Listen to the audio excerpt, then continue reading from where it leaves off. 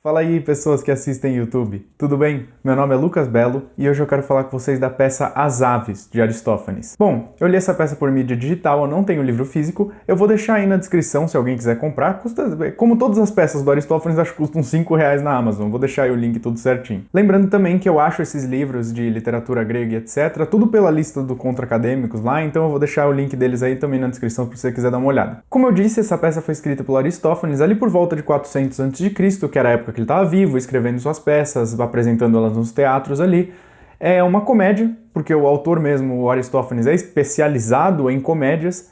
E se você não conhece o autor, saiba que ele é um autor muito engraçado, muito interessante e muito atual. Todas as peças dele têm um aspecto atual, assim, impressionante. Porque apesar dele satirizar e criticar os políticos, o sistema, a burocracia, pessoas específicas daquela época mesmo, apesar de você ter todo esse ambiente deles que às vezes você não consegue pegar um ponto ou outro na história, lá tem até uma nota de rodapé a maioria das vezes explicando por que é engraçado aquilo ou algo do tipo, apesar disso o corpo e a essência das histórias deles são muito identificáveis, são automaticamente identificáveis pra gente que vive aqui hoje. Por exemplo, o enredo dessa peça As Aves gira em torno de dois personagens principais, que são Pistétaro e Euélpides, e que estão cansados da cidade de Atenas. Eles estão cansados das burocracias, das leis, das regras e todas essas coisas. E eles decidem fugir da cidade em busca de uma cidade utópica para eles ficarem, uma cidade onde eles pudessem ficar tranquilos. Ou seja, esse enredo ele é identificável ainda hoje, né? A pessoa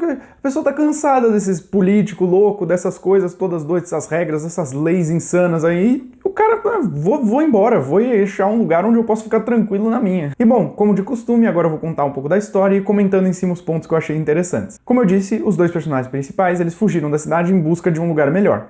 Cada um deles vai sair com um passarinho na mão, alguma coisa assim, que vai estar guiando eles de certa forma, como se fosse um negócio meio supersticioso, assim, o passarinho vai guiar a gente para onde a gente quer. E a primeira coisa que eles queriam era achar o rei Tereu, que tinha sido transformado em ave, para perguntar para ele se ele conhecia algum lugar desse que eles pudessem ficar tranquilos. Porque o raciocínio é mais ou menos o seguinte, o rei Tereu, por ser uma ave, ele voava, então ele já tinha viajado diversos lugares, ele podia ver por cima, então ele enxergava, sabia de tudo. Eles queriam perguntar para ele, você conhece alguma cidade aí que tem as coisas que a gente tá querendo, a tranquilidade que a gente tá buscando? E bom, eles vão encontrar o rei Tereu, vai rolar uma conversa lá, e o rei vai mencionar alguns lugares até, mas nenhum agradável o bastante para o que eles estavam querendo. Aliás, aí já vai dar para ver um ponto legal, que vai ficar muito mais claro no decorrer da história, que é o seguinte, o Aristófanes critica bastante Atenas nessa peça. Tanto que já tem esse negócio dos personagens fugirem de Atenas exatamente por causa desse bando de burocracia e leis, etc, que eles não aguentavam mais. Ainda quando eles vão chegar lá falar com o rei ainda vai perguntar, vocês são os juízes? Porque estavam vindo de Atenas, e eles vão falar, não, pelo amor de Deus, a gente é anti-juízes, a gente não aguenta mais esses caras. E se você já tiver lido a peça As Vespas, do próprio Aristófanes, que aliás tem resenha aqui no canal, você vai saber que ele dava uma criticada mesmo nos juízes, etc. Ele não era muito com a cara dessas pessoas, não. Bom, mas dando uma corridinha na história, o que vai acontecer é que o Tereu ali no meio da conversa com eles, vai contar que por ele ser uma ave agora, ele se comunicava com as aves. E por isso, ele ensinou as aves a se comunicarem por palavras também, se comunicarem falando que nem as pessoas. E esse ponto é importante porque vai acontecer o seguinte, como o Pistétaro e o Euélpides não conseguiram a cidade, não conseguiram nenhum relato de uma cidade tranquilo bastante para eles, o Pistétaro, que é o mais líder dos dois, por assim dizer, ele é o que mais fala, ele vai começar a falar de como a vida das aves é boa. Vai começar a falar que o jeito que as aves vivem é maravilhoso e etc. E ele vai começar a falar umas loucuras de tipo, as aves deveriam ser os verdadeiros deuses. E aí ele vai conseguir convencer o Tereu por uma cosmogonia louca dele lá de que tipo,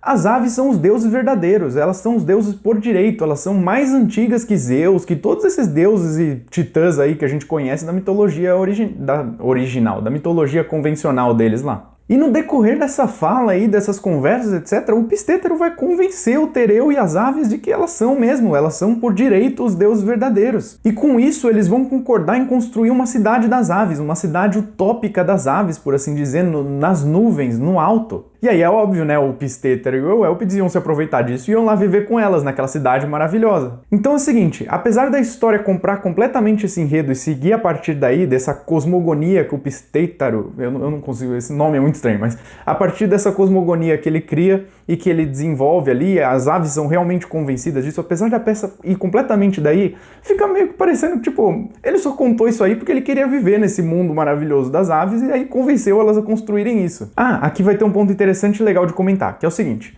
os dois personagens principais ali vai ser requisitados para eles lá no meio da peça, né, mais ou menos nessa hora, a tipo, eles escreverem o que seria a cidade ideal deles. E eles vão dar respostas um pouco diferentes, mas igualmente pouco sofisticadas, por assim dizer. Porque o Pistétero, ele vai comentar que a cidade perfeita para ele seria uma na qual a maior preocupação dele gira em torno de algo do tipo... ter que acordar de manhã para atender a porta que o amigo dele tá chamando pra um churrascão, mais ou menos isso. E a visão do Euelpides de cidade perfeita, apesar de também ser pouco sofisticada, é um pouco mais nobre, porque ele vai falar, tipo, eu só quero uma cidade na qual o meu filho possa ir pra escola lá, tipo, como se fosse a escola, pro ginásio, estudar e fazer as coisas dele sem ter um monte de pervertido atrapalhando ele no caminho e tentando, né, pegar ele. E aí até parece que o Aristófanes faz uma crítica mesmo a Atenas nessa hora, porque fica meio que subentendido que, tipo, acontecia isso em Atenas, né, já que os personagens vieram de Atenas. E outro ponto interessante também é que quando o Pistétero ele tá convencendo as aves e o Tereu lá a comprar essa ideia de, tipo, a utopia das aves e tal, ele vai falar algumas coisas que vão convencer que giram em torno, tipo... vocês vão ficar entre o céu e a terra, então a cidade vai poder... Vocês vão impedir, por exemplo, que a fumaça dos sacrifícios humanos chegue até o Olimpo, que isso dá poder para as aves sobre os homens também, e tem uma simbologia um pouco desse negócio de utopia, sabe? Tipo, ela se localizar nas nuvens, meio com um lugar imaginário, transitório, sem solidez, sabe? E bom, entre outras coisas, eles também vão conversar e decidir que agora eles têm que reeducar os homens para começarem a louvar os verdadeiros deuses que são as aves e deixar de louvar os deuses do Olimpo. E isso ocorre até de maneira bastante tranquila. Os seres humanos na peça parece que não oferecem resistência nenhuma. É tipo, tá bom, vamos lá convencer eles, aí o cara volta, tipo, convencemos. E aí, continuando a peça, a cidade vai começar a ser construída, vão construir uma baita muralha lá pra ela, vai vir um monte de mensageiro pra lá, pra cá, vão ter que fazer sacrifício pra abençoar a cidade, um monte de coisa. Tipo, uma coisa que é muito doida é o seguinte, tipo, já ficou claro esse negócio do Aristófanes criticar bastante Atenas na peça. E aí você começa a supor, quando você tá lendo a peça, que essa utopia que está sendo criada, esse mundo ideal, o Aristófanes está colocando ele ali para meio que ser como um efeito de comparação com a cidade verdadeira de Atenas, para falar, olha o tanto de coisa boa que poderia estar aqui, olha o tanto de coisa ruim que a gente tem em Atenas mesmo. Só que o engraçado é que não é isso que acontece. Ele satiriza a própria utopia, colocando um monte de elemento grotesco ali. Começando pelo próprio fato de que, tipo, os deuses são rejeitados em favor das aves, tipo, já é um elemento grotesco. Só que tem mais coisas. Vai ter, por exemplo, uma fala do Corifeu que ele vai começar a dizer lá. E ele narra mais ou menos o seguinte, tipo, nessa cidade aqui, ao contrário da Terra, em que coisas horríveis são consideradas horríveis, aqui elas não são, aqui elas são consideradas normais, tipo, bater nos pais, covardia é normal, fugir de uma batalha por honra é normal, coisas desse tipo. Ou seja, fica um negócio meio louco, porque os caras estavam buscando algo idealizado, algo bom, e meio que, tipo, nessas falas aí, a ordem é meio que subvertida, tipo, tá bom, agora pode bater nos pais, pode fazer não sei o que, bater nos pais, né, referência das nuvens, que pra quem não sabe também tem resenha aqui no canal, e aí se você quiser entender um pouco melhor o que eu tô falando, assiste lá o vídeo que vai ajudar. Então meio que fica esse elemento de, tipo, utopia idealizada ao mesmo tempo que ela é corrupta e estranha e grotesca, sabe? Mas bom, voltando um pouco à história, vai ter outra crítica a Atenas também, que vai ter até uns elementos mais diretos nessa crítica, que vai acontecer o seguinte. Enquanto eu tava construindo a cidade lá, o Pistétero ele tá esperando e vão começar a aparecer um monte de gente para falar com ele. Vários charlatães, várias pessoas tentando se aproveitar da situação. Por exemplo, vai aparecer um adivinho interesseiro que ele vai falar, tipo, a profecia de não sei o que é que você tem que dar um manto tal pro adivinho que veio a falar isso pra você. E, tipo, ele vai ficar, mano, vai embora daqui, velho. Vai aparecer um poeta mendigando, e aí uma crítica mais direta a Atenas mesmo. Vai aparecer um burocrata ateniense falando que eles tinham que se submeter às regras de Atenas agora. Tipo, tratando eles como se eles fossem uma colônia de Atenas. O que vai acontecer é que o Pistétero ele vai espancar todos e ele vai mandar todos embora. Ele vai, vai embora todo mundo daqui. Vem um por um, ele vai batendo no cara e mandando o cara embora. Ou seja, vai ficar meio que subentendido que essas pessoas que ele tava batendo, as pessoas que estavam vindo lá, elas eram pessoas que existiam em Atenas mesmo. São tipo estereótipos de pessoas que existiam em Atenas. Por isso que é meio que uma crítica. Por meio desses personagens, o Aristófanes tá meio que mostrando, tipo, olha a desgraça que a gente tem aqui em Atenas, cara. E também vai ter uma parte muito doida e muito engraçada também, que tipo, vai aparecer um moleque lá pra falar com ele, um menino adolescente, ele vai falar, meu, eu quero viver aqui na Cidade das Aves, porque eu descobri que aqui vocês têm a lei que pode bater no pai. O moleque queria bater no próprio pai por nada, sabe?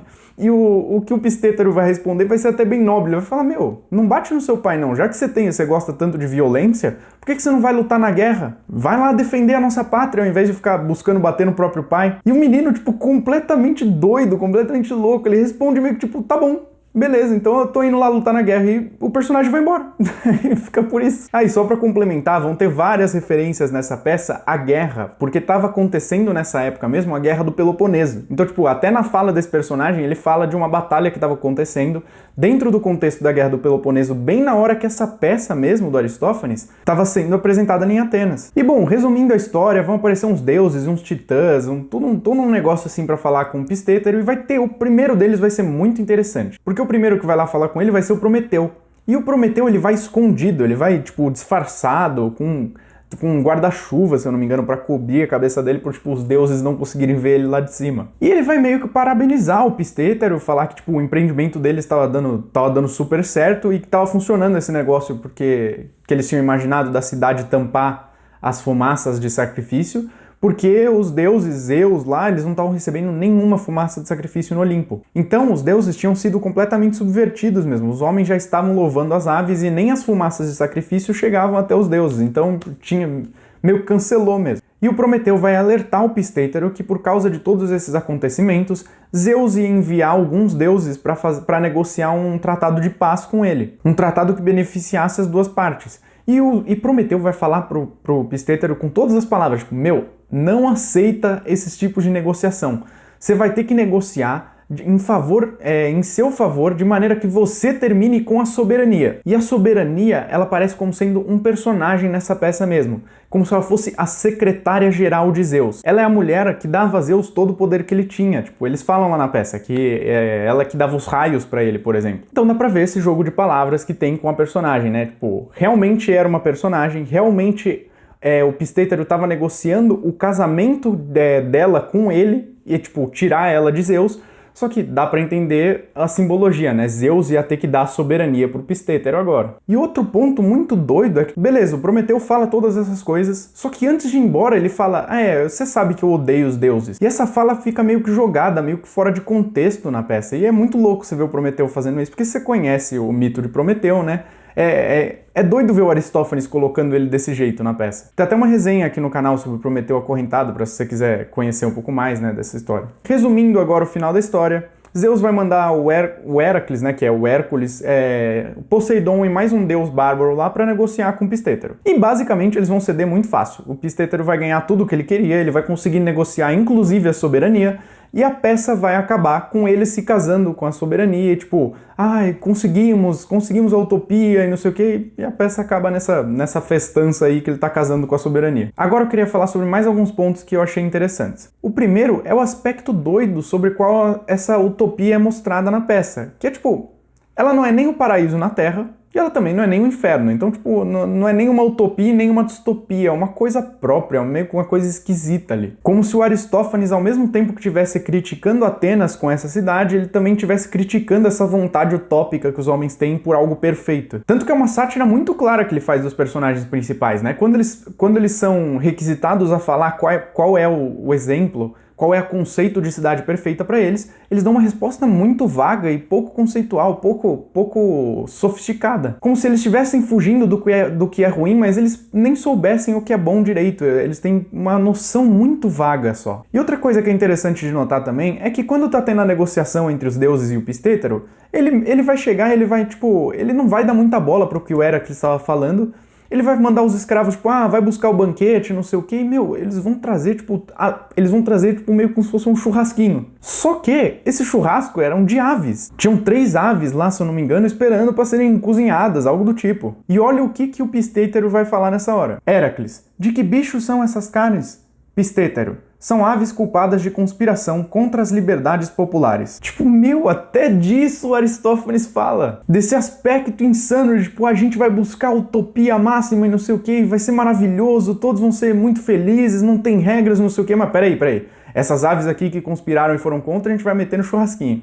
Meu, é muito uma crítica atemporal, né? Esse negócio utópico e não sei o que, no fundo se torna tirânico e tal, persegue as pessoas que conspiram contra, por assim dizer. E a última coisa que eu queria comentar aqui é algo que eu não sei se alguém falou já, ou percebeu, ou já comentou alguma coisa sobre, mas parece que tem um fio condutor em pelo menos 3 peças que eu já li dele. As nuvens, o Pluto e essa que é as aves. As 3 peças incluem nelas como se fosse parte do núcleo do enredo, como se fosse parte da essência do enredo, esse negócio dos homens substituírem os deuses principais, os deuses originais deles ali. E o que é interessante são as formas que os deuses são substituídos nas 3 peças. Porque, por exemplo, nas nuvens, os deuses são substituídos de forma meio que pelo ceticismo, pelo relativismo, pelo sofismo barato ali mesmo, sabe? Já em Pluto, o que substitui os deuses é o dinheiro. Então, tipo, todos os homens começam a se render ao dinheiro, o dinheiro começa a subverter a ordem de todas as coisas lá, de maneira que até os deuses deixam de responder a Zeus e começam a responder ao dinheiro. E em As Aves, o que toma lugar dos deuses é a utopia, é o desejo por algo maior, é o desejo por uma vida, como se fosse uma perfeição na Terra, por assim dizer. Ou seja, os 3 meios pelos quais os homens param de responder aos deuses e subvertem a ordem nas 3 peças é o ceticismo barato, a utopia e o dinheiro. E tipo, cara, a gente está aqui mais de 2000 anos depois dessas peças ainda brigando contra essas coisas. Então parece que, de certa forma, o Aristófanes ele já tinha enxergado esse problema. Não precisa ser algo consciente que ele fez pensando nas 3 peças eu vou fazer dessa forma, mas as 3 incluem esse elemento de subversão da ordem, tipo, os homens parando de responder aos deuses e respondendo a algo artificial. É realmente muito interessante esse negócio. O Aristófanes é fenomenal, essas histórias são sensacionais, então, pelo amor de Deus, não deixe de ler as peças desse autor. Porque apesar de serem comédias, apesar de terem esse elemento satírico, como o próprio Otto Maria Carpo dizia, né, tipo, ele foi um homem que chamava as coisas pelos nomes certos. E bom, esse foi o vídeo. Eu espero que vocês tenham gostado. Desculpa se algo ficou confuso. Se tiverem alguma dúvida aí ou quiserem conversar sobre alguma coisa, bota aí nos comentários, vai ser muito interessante a gente conversar sobre isso. Se você gostou do vídeo, se inscreve no canal porque eu vou trazer mais vídeos de resenha, de peças, de literaturas, de livros de filosofia e coisas desse tipo. E é isso. Obrigado por quem assistiu até aqui. Até a próxima aí. Valeu!